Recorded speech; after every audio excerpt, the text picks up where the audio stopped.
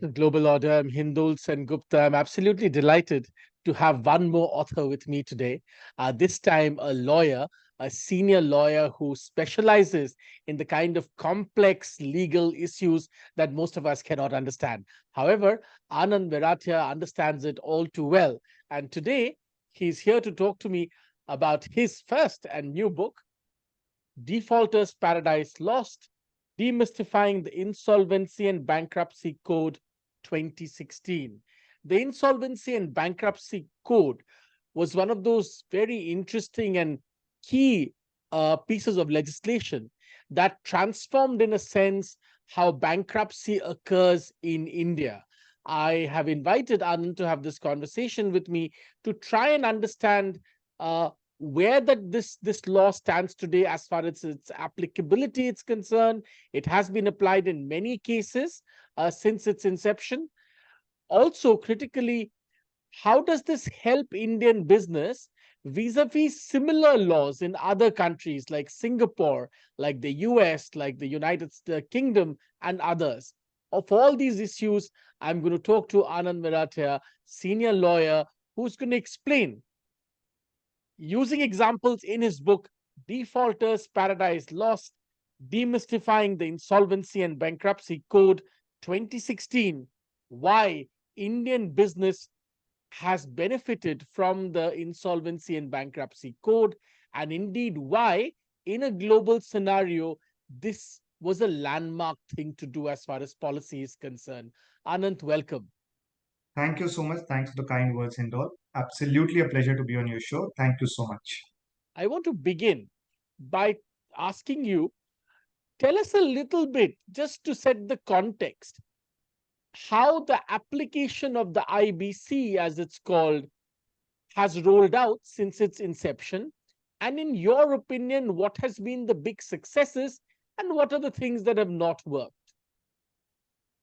So, the precursor, if I have to start with why IBC came into play, the precursor for IBC to come into play was the significant issue of non performing assets, the NPAs, the bad loans, as we call it, is what the Indian banking sector was suffering. And if I have the numbers with me, somewhere about the NPAs, the gross NPAs had gone to about 11 to 12%, and that was in a pretty bad shape in terms of the loans that were given up. So that led to IBC coming in. Now we need to understand before IBC what were the broad prominent laws. The laws with respect to the SIC companies. We had the BIFR, the Board of Industrial Financial Reconstruction in Delhi, and of course we had the earlier Companies Act regime. The challenge with all of these were all fragmented, different laws, different forums. So people would take advantage of one vis-a-vis the other, and the time taken, results that were yielded in terms of recoveries and percentages were all fairly slow, not very satisfactory. That's where somewhere 2016, the coming in of the Insolvency and Bankruptcy Code as a comprehensive legislation. That's the reason it's not used. The word is not the act. The word that has been used is the code and not the act. It's more of a comprehensive law which puts all these together, plugs in wherever those challenges were in the previous laws. And that has panned out fairly well, if I may say, in the last 7 years. For the simple reason being, on an average, when the insolvency code came, there were some larger accounts in India which were identified as the non-performing assets. They're always called popularly the 12 big accounts, followed by another about 18, 20 accounts, so on and so forth. And the recovery, surprisingly, on those vis-a-vis the claims that were admitted by various stakeholders, creditors, bankers, employees, government authorities, the recoveries were somewhere in the range of about 43%. In some time, we are talking about 2019, 2020, because that is when the first round of resolutions of these companies started happening. Over a period of time, of course, COVID came in, you had less people interested to acquire companies. It dropped to about 30%, but now it's back to somewhere about 32%. So at a larger scale, definitely IBC has been a progressive law. I would call it one of the crown jewels of this particular regime, along with the GST, and it's panned out well. About 6,800 companies have been admitted into the resolution process, and out of which about 4,000 have one way or the other completed the process. That would include cases have been withdrawn, settled, resolution plans have been ordered. or there have been liquidations by sale of assets or as going concerns, and about 2000 odd companies are undergoing the process. So yes, that's where we are on the insolvency code today. It's a dynamic regime. It's a very fast evolving regime. We have interesting judgments coming in and day out, almost, not almost, every day literally. I always say this at conferences. What I address on a Friday afternoon may not be the law on a Monday morning. So that's the pace at which the law is evolving. Just to play devil's advocate here, Anand, some critics say that if at an average, more than 50% of the money is not coming back and are being termed, quote unquote, in that wonderful jargon of financial newspapers, haircuts, so to speak. How can this be considered really successful if that's the kind of money that's not coming back? Great. For this, then we will have to go back to the indiscriminate lending regime. Today, the question that is being asked, let's say from the perspective of a devil's advocate, that even if I don't get 50% of my recovery, I mean, then that's a really bad deal, then which means the law, let's say, is not doing well. Please see something called in this law the liquidation value and the fair value of the assets of these companies. Very interestingly, against about 3 lakh crores that have been recovered in a large number of resolution plans where the claim amounts were 1000 crore plus, the liquidation value of these companies was about 1.53 to 1.55 lakh crores. And I'm speaking of data coming in from the regulator, the Insolvency and Bankruptcy Board of India. They have their quarterly newsletters. So how is it that the liquidation value is so less and you've still managed to recover almost double of that? Which means that we need to go back into the problem. The I would say the time when these loans were given, at that point in time, there was no proper sufficient due diligence. The loans were given in a way where valuations were not fair. The asset quality was not determined properly. And over a period of time, either the assets deteriorated or the, if I may say, evergreening and cleaning up the NPA. I won't call it cleaning up. The NPAs were kept in safe harbor, saying that no, it's all going well. And today, when there is a cleanup, it's for sure that there is going to be a haircut. Yes, there is. See, there any such I would say landmark legislation will have questions asked, and it has to prove itself at times. Apart from the legal aspect, even on the statistics and on the numbers, but compared to earlier regimes where the recoveries were even lesser than 30%, today something between 30 to 40% for the financial creditors. It's from that benchmark, it's a good recovery. Yes, one could argue that it should have been better, but then it's a market driven aspect today. It is what the acquirer, who's otherwise called the resolution applicant under this law, it is what that person sees as a value in the company or the assets of the company, and then the number is determined based on that, which is the cost of acquisition. In that scenario, there is a certain haircut that's given. Explain to us, Anand, why the application of the IBC, in a sense, strengthens the case for deeper and more resilient long term investments in India's corporate sector. Definitely. So see, the inception of this law, and if you see the progress from there on, it shows that in India now, the banking system has strengthened, financial discipline is better. The I would say the behavioral change in the business sector in entrepreneurship is a lot better. The entire ecosystem is getting cleaner, which definitely facilitates better foreign direct investments or foreign investments into India. And today, a foreign investing company or a foreigner which is looking at investing into India does know that yes, if they're doing business with India, there is, at least as far as this aspect is concerned, there is one comprehensive law, one comprehensive forum, which enables or gives a solution one way or the other. It may be a successful resolution, it may be a liquidation, but one way or the other, you have an outcome in a time bound period. So, time bound period is something very important in this law.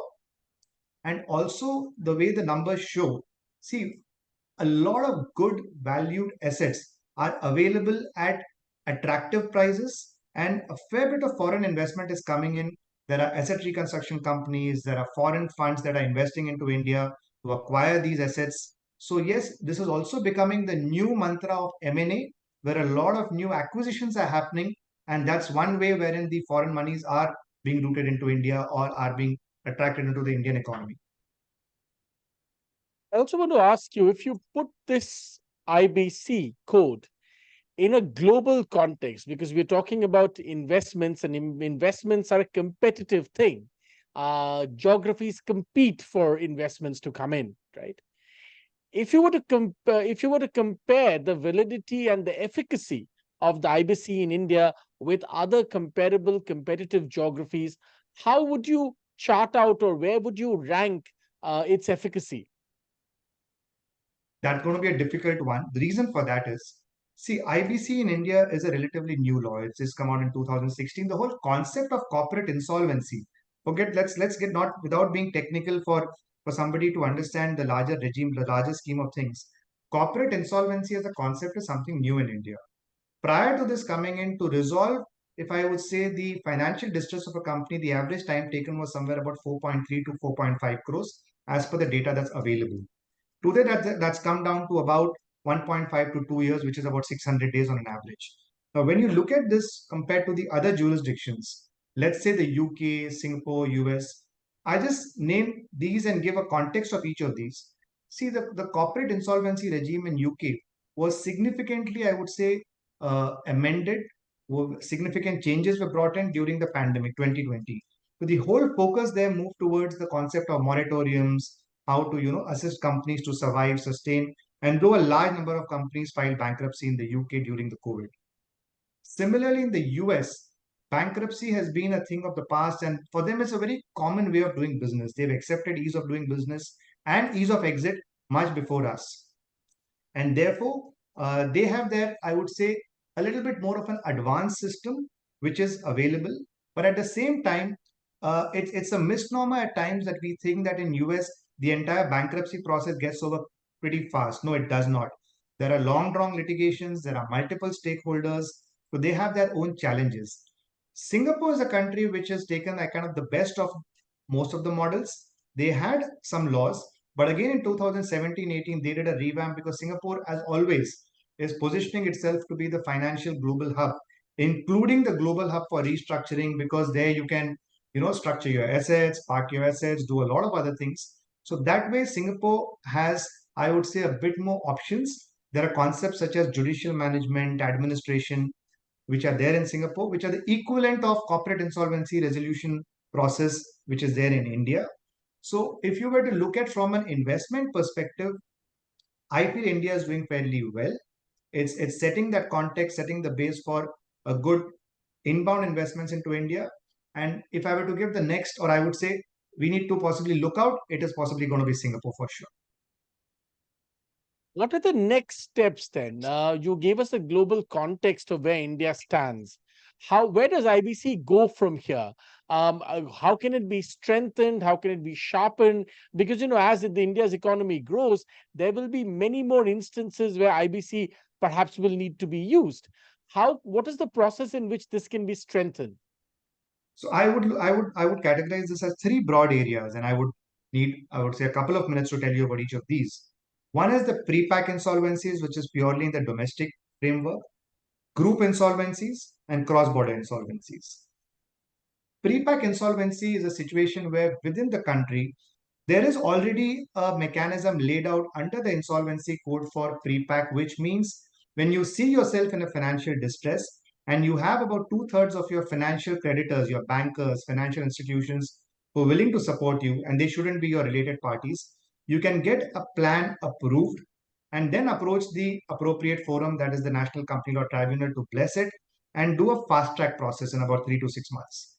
The challenge is most of the bankers are reluctant to accept a haircut at that stage, saying that it's a process outside the court jurisdiction, and so tomorrow we may have an answerability to our higher ups, or if I may say, the statutory bodies or to the Reserve Bank.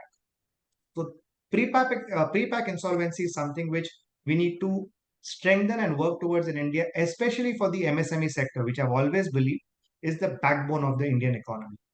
Now, the second aspect is I would say, the group insolvencies.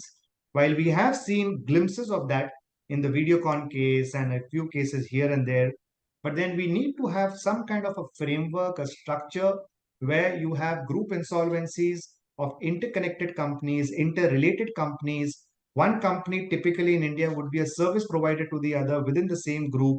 Now, whether you would have an acquirer interested in both these together, the challenges would be to begin with a simple challenge.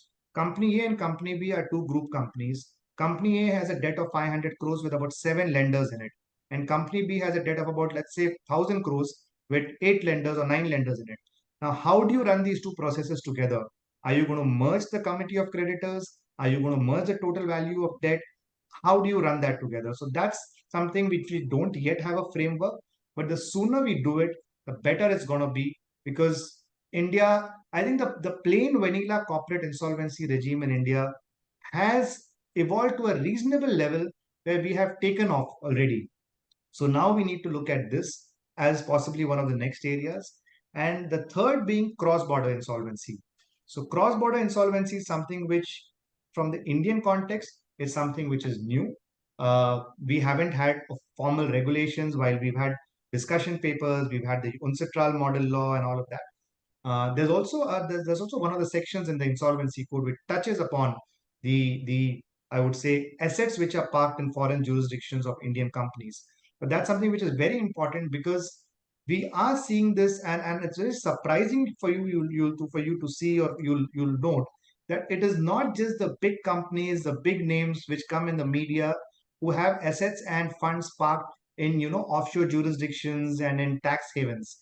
A lot of companies which are in the 100 to 500 or 300 to 1000 crore MSME kind of a range, or those corporates which are starting off, they also either in the right manner, or sometimes the promoters have assets parked in these tax havens. So the sooner India brings in a cross-border insolvency regime, I think is going to be really helpful, where I would say the Indian lenders, the creditors, the larger stakeholders who have otherwise lost out money, they would be able to recover things better. So yeah, these are areas where definitely there's a lot of scope to improve things. As we come towards the end of our conversation, I want to ask you, Anand, and it occurred to me when I first picked up your book. Your book is called Defaulter's Paradise Lost, which of course assumes there was a defaulter's paradise, so to speak. Explain to us why this was a defaulter's paradise, how long this paradise lasted, and why wasn't anything done about it? So to begin with, I should give fair and due credit that this the name of the book, Defaulters Paradise Lost, is an inspiration from one of the judgments of the Honorable Supreme Court of India, the Swiss Ribbons judgment, where Justice Nariman had written towards the end of the judgment that the defaulters' paradise is lost in India and the economy has regained its rightful position. And so that always stayed back with me in terms of, yes, it was, so that's how the title of the book came in place. India, yes, it was a defaulters' paradise, I would say. And the reason for that is how effective, or how many times did we ever hear such situations where Indian businesses who had gone bust, who had gone bankrupt, or Indian businesses who were not responding to the banks, were coming and offering solutions, settlements? It wasn't actually happening, and that paradise was, I would say, there since, in my personal opinion, it was there somewhere, let's say about 2004 5, or until possibly the new regime that came in 2014 15. If you see the difference, and I'm talking based on data over here, 6,800 companies get admitted into insolvency. 40% of those companies come out of that one way or the other, either by a insolvency process withdrawn or settled, or the promoter itself is giving something called a one-time settlement, which means that the Indian promoter today has understood that gone are the days when the bankers are going to run behind me and say, sir, please clear your dues, please pay the interest on time, please service the debt. Today it's the other way around. There's a fear, if I don't service my debt, if I try to default, if I have an intent which is questionable, I might lose out my company, which is in India, as you know this very well, entrepreneurship is a very emotional aspect. My company is not just a company to me, but it is basically something which I have either built over years, or it's something which I have, for the last few, I mean, generations, I have inherited it.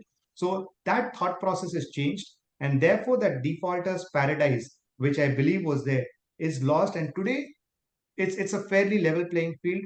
You be fair, the banks are there to support you. But if you're gonna play funny or you're gonna do something which is questionable, the law is out there to look out for you. Last question, Anand. All of this has strengthened, in a sense, the case for India as a destination for investment. The Indian economy is now heading towards, is trying to reach $5 trillion before the turn of the decade. At that point, when it hits $5 trillion, what kind of new regulations, new frameworks would be required to tackle, questions of insolvency that might occur at a different scale at that point? Fair enough. Definitely, we will have to see how the law evolves till then. What, because this is a law which has time and again been tested on constitutional aspects, on and so forth. But once again, I would say by then there shouldn't be any more of these. I would say fundamental issues evolving, and the base should have been set for larger issues. I'll give a context over here. Like domestic arbitration in India first developed, then you had international arbitration, and finally you went on to bilateral treaty investment arbitrations, where there was a certain ecosystem that was put in place. Similarly, the way we are looking at India heading towards a 5 trillion economy, and which I strongly believe India will do the way it's doing well, we may have to incorporate interesting aspects such as mediation, possibly cross border arbitration into insolvency, cross border mediation into insolvency. We'll have to also strengthen our other connected regimes like the Commercial Courts Act and so on and so forth, so that when a foreign investor is looking into India, they don't just see one law, which is the Insolvency and Bankruptcy Code, but they see a much stronger and robust commercial legal regime in India, which gives them the confidence that yes, when I do business in India, I am secured or I am protected to a large extent. So that's where a fair bit of, I would say, interplay of a fair bit of laws would come into place.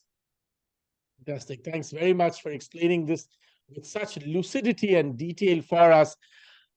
Anant Merathia, author of Defaulters Paradise Lost, Demystifying the Insolvency and Bankruptcy Code 2016, explaining to me right now why India's insolvency code works, in what shape and form it works, how efficient it is, and what India would require to continue to be a prime destination for investment going forward as it aims to hit $5 trillion as its, in size of its economy. Thanks, Anand, very much for talking to me. Thank you so much, Hindol. It was absolutely a pleasure. Thank you so much.